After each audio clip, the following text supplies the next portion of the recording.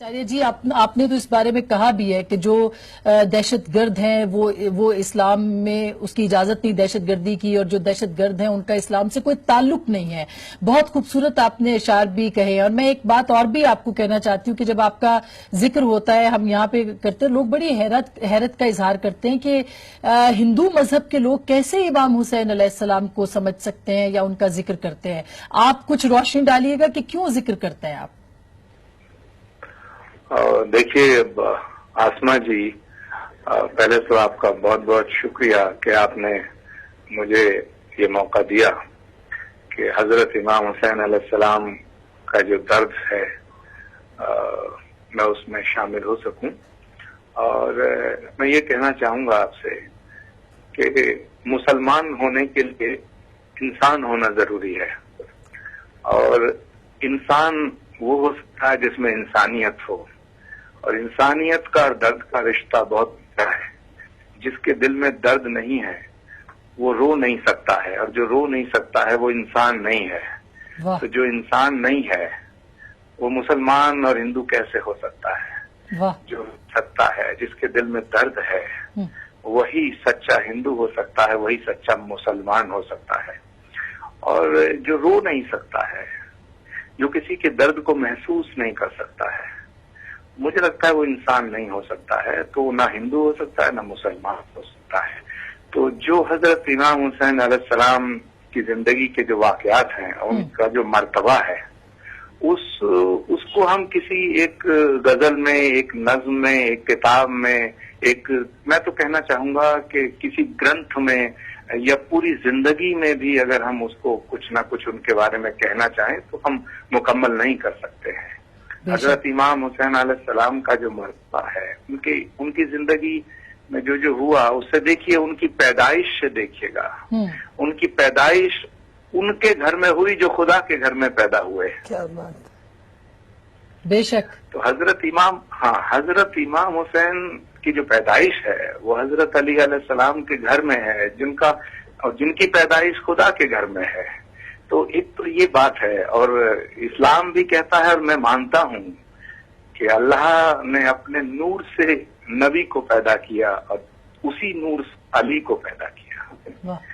तो इसका मतलब समझिए। और हुसैन जब छोटे हैं तो उनके कंधों पे चढ़ के घूमते हैं जो अल्लाह के नबी कहलाते हैं, बेशक, जो रसूल हैं, रसूल पाक हैं।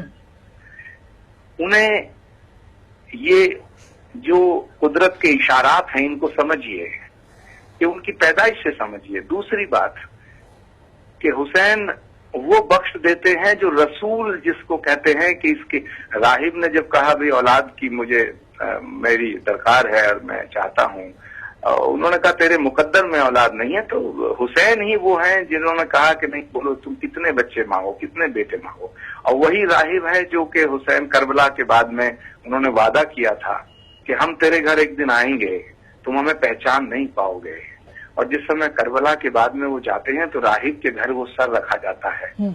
तो कहने का मतलब है, एक बात देखिए, दूसरी बात देखिए, तीसरी बात देखिए। और कोई आदमी जो ताकतवर ना हो वो जंग ना करे तो समझ में आता है, लेकिन जो ताकतवर है, जिसके अंदर सब कुछ है, वो जंग नहीं करना चाहते हैं। इसलिए नहीं कि वो कमजोर हैं।